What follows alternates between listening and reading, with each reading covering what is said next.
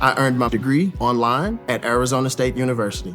I chose to get my degree at ASU because I knew that I'd get a quality education, they were recognized for excellence, and that I would be prepared for the workforce upon graduating. To be associated with ASU, both as a student and alum, it makes me extremely proud, and having experienced the program, I know now that I'm set up for success. Learn more at asuonline.asu.edu.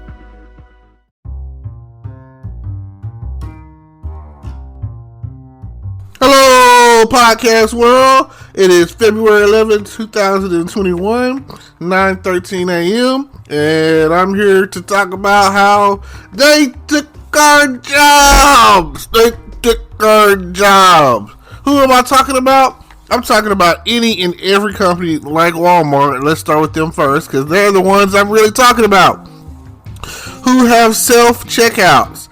Like, the neighborhood Walmarts are at the point to where they're going to exclusively use self-checkouts.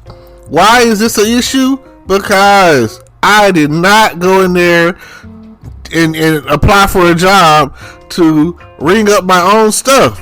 I feel like after sitting there getting $50 in groceries, let's just start on the small side, and I've stayed in there for, oh man, forever. It seemed like it takes a person, even me, you know, I'm tech savvy or whatever. I can only imagine some of these older people and honest people, because again, even the most honest person, who, it's like grading your own freaking paper, you know.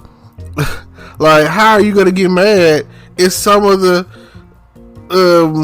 something slips through the crack? Like, if something accidentally falls into my bag, and now you want to say I'm stealing? No, I just don't know how to use the equipment properly.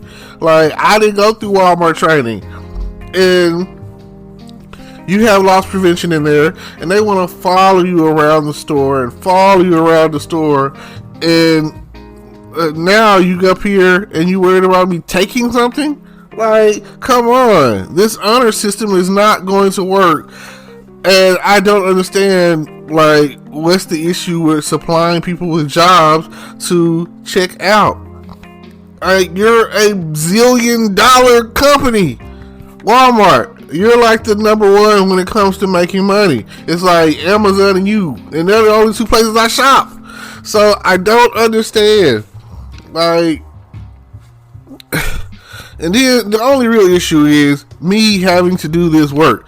If somebody else was there, you know, it's already bad enough when I get up to the register and I have whatever I have, and I have to put it up there on a little conveyor belt, and someone else is sacking it up for me. That's great. That's their job. They getting paid to do that. But me coming along and doing all the work, I took their jobs. Like, understand? They took our job. So I hate that. I've never really been a fan of self-check. I think it is the stupidest thing ever, because people steal. And then you get mad because people taking things accidentally. You know what I'm saying? I'm gonna say it like this. You know, everybody is on the up and up. Everybody is like, cool. And then, even if it isn't on purpose, you know, let's say it is accidental. Let's say that, you know, this is the most trustworthy person, Mother Teresa, you know, whoever coming through. Everyone at some point in their life has taken something that didn't belong to them. It's not something that, it's just survival at the end of the day. Like, at the end of the day, like, the thing about this is, the neighborhood Walmarts, you mainly go in there for necessity stuff. Like, it's not like you're going in there for clothes, you know. It's not like you're going in there for watches or TVs or anything else. It's not like you're going in there for jewelry. You're not going in there for shoes. You're going in there for primarily food. So, the world of tomorrow, you won't have to pay for food. The government will pay for your food. Everyone, not anyone, will be exempt from that. Everyone will have a card to where you go in, and the government is paying for your food. Oh, we already kind of have that, called food stamps. Well, like I said, one day it'll be unlimited, and everyone can go in there and get what they want. But on the other side of that, man, maybe it shouldn't be unlimited. Man, maybe we have to have a limit. So everyone's gonna get a limit. Every person is gonna get. Now I sound like Chinese when they were saying that you can only have one son. So where is the line drawn? I don't know. Let's no, they don't want you to be hungry, but they also don't want you to be fat. They don't want you to starve. They want every kid to eat, but they don't want you to be fat. So, I don't know. Some kids without food stamps would never taste a Name Brand anything. Some kids without food stamps would not know the luxury of a good meal. Some kids and families without food stamps. Now, here's the issue. There's people out there who are selling their food stamps to get money. I don't understand that either. Get money to go pay a bill, which you could probably find money some other way or find a better way. If there were a better way for people to get money, or however, I don't know. I watch Star Trek and I listen to them talk, and they talk about, the economics of the future are different. And it makes me think to myself, like, what do you need to buy food for in the future, Star Trek, whatever wise, when they have, like, food replicators? Like, if that were a thing, that would be, like, the greatest thing ever. Whoever invents, discovers, whatever, a food replicator, a replicator, you know what I'm saying? Something that can turn basically air, because it's really just popping out of nowhere, replicating anything. You want a cheeseburger from Sonic, boom, replicator, cheeseburger from Sonic. Oh, you want some Coors Light, Bud Light, you want some whiskey, like whatever it is. Oh, you wanted a pink sweater, boom, cashmere, bam, replicate it. And something else I've always been intrigued by is the holodecks on Star Trek. They go off in there, they're in the holodeck, and it's a simulation, and you can pretty much simulate an infinitesimal amount of stuff to where you're never leaving a room, but yet you're going all over the world or all over an island. That right there is something that I don't think I could grasp right now.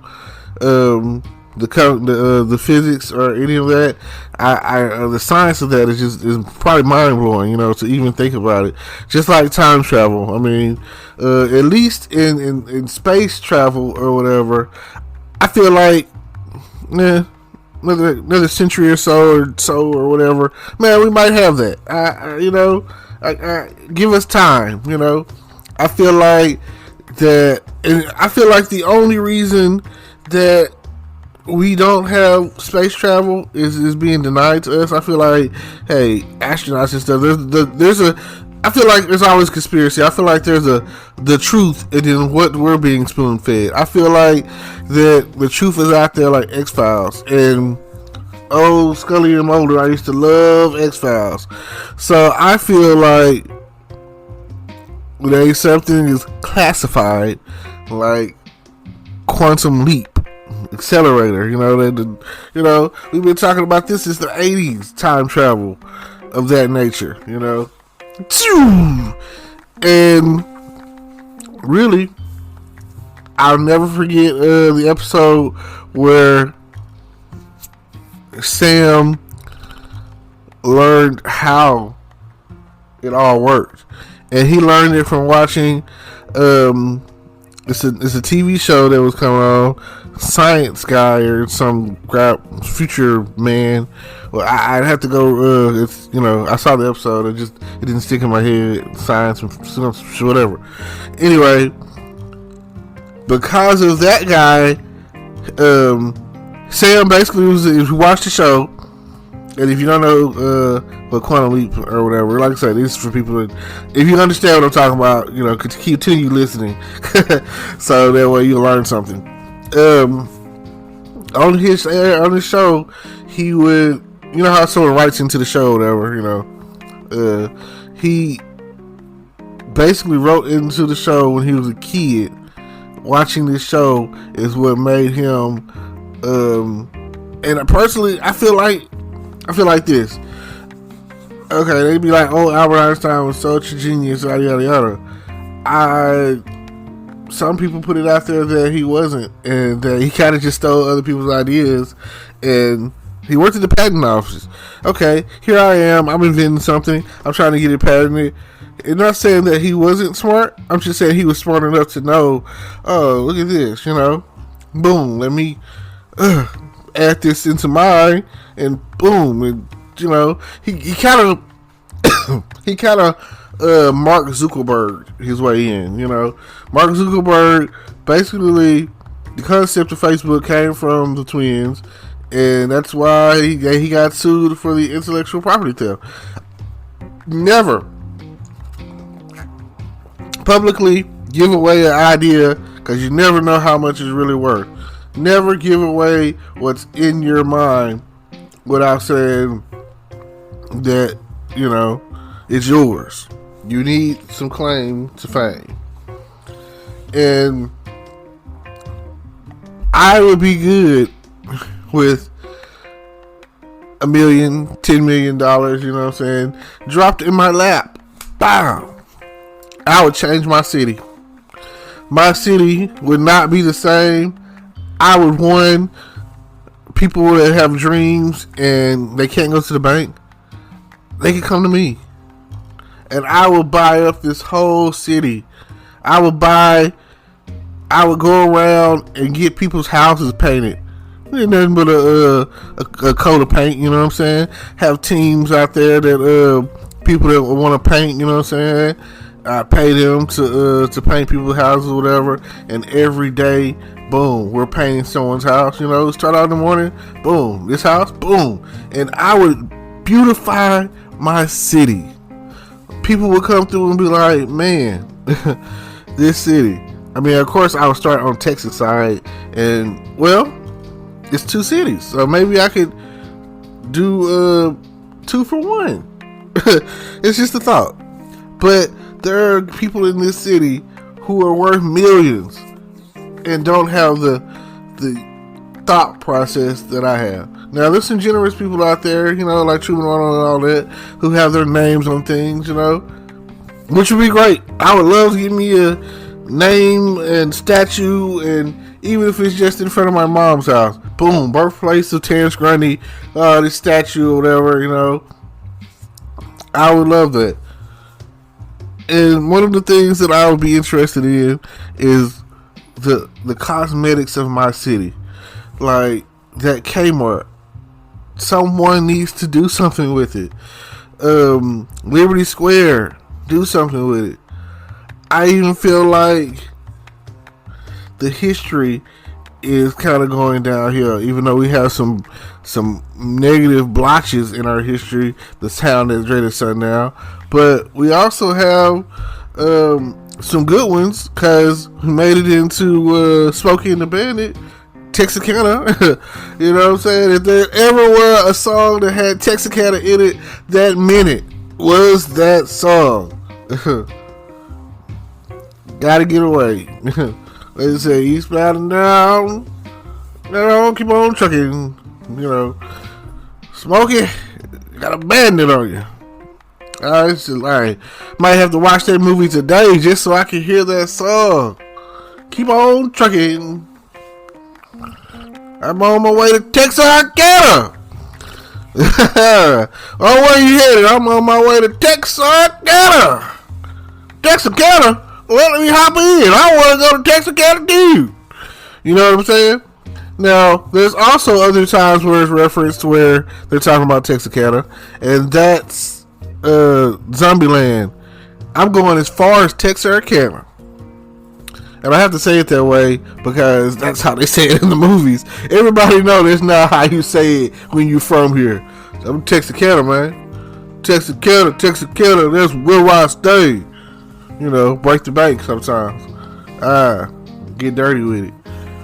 But these, this is my city. Every day in TK, we want to ball and parlay. Hey, it's just what it is. Sometimes you got to think about what you're gonna do when you're gonna do it. It's always something to be thought about. But the number one thing is we need to create jobs and not take jobs. They're out there, and what are they doing? They took our jobs. So a little cosmetic action here and there, opening up some new whatever to where, and then like I need a job that's so where anyone can work, to the point where I can hire you if you're whatever, like drug user, alcoholic.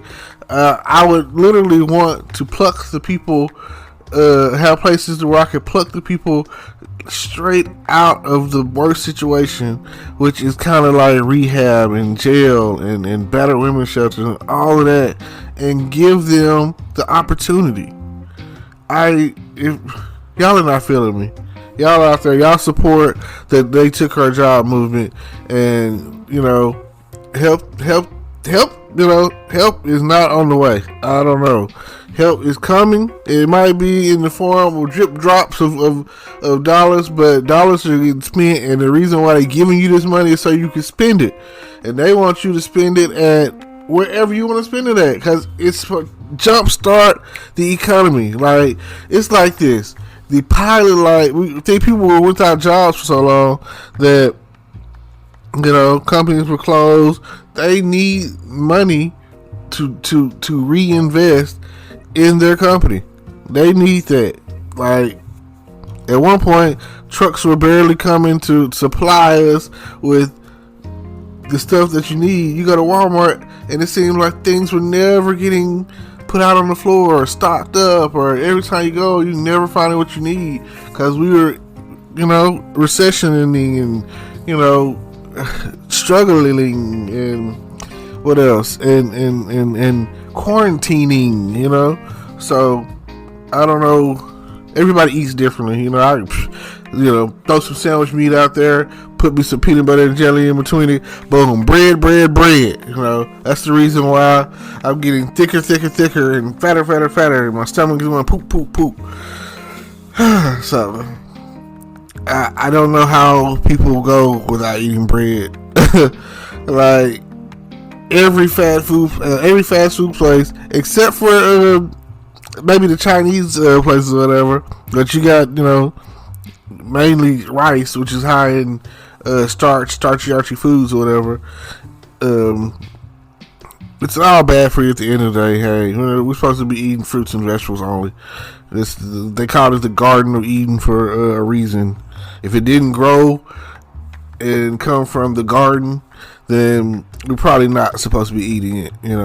That's why when you eat your pork chops and your ribs and your chicken and your bacon and your big fat burgers, like, when you're done, it comes out and it smells. This is the worst smelling. If you go on a fast of fruits and vegetables and water and drink, and boom, do that. If you do that, and then go back and just smell how you smelled after you taken the number 2, the good old hot poo, you're gonna be like, man, it's a different smell, because your body processes that differently, and it's healthier for you, and you should definitely be doing that. But like I said, at the end of the day, the number one concern right now is the self-checking took our job having Walmart neighborhood stores. I don't even go through the self-check at the regular Walmart. I'm standing in line, because I go to the store. I'm never in a rush. It's like, where am I rushing to go? Home? Why am I rushing to get back home when we spend the majority of our time at home? Walmart is almost like the mall or an adventure for me. It is the only time I'm really going to see anybody else, and they want me to socially distance myself from you then. So, I mean, it's not like I can just walk up to you, a stranger, and be like, oh, give me a hug. Oh, man, let me slap her on the ass. You know what I'm saying? No. I'm just saying, like, it is the only time that I get some eye candy other than watching it on TV. Like, something about human interaction, for me, does it. I could be kind of old soul, old school, but for me, that's all it is. Thank y'all. World peace, bring it, and let me see y'all later. Bye. Hello, YouTube world. Welcome to my channel. Don't forget to like, comment, subscribe, and hit the notification bell so you can be notified when I drop hot content like this. And stay tuned for the next video.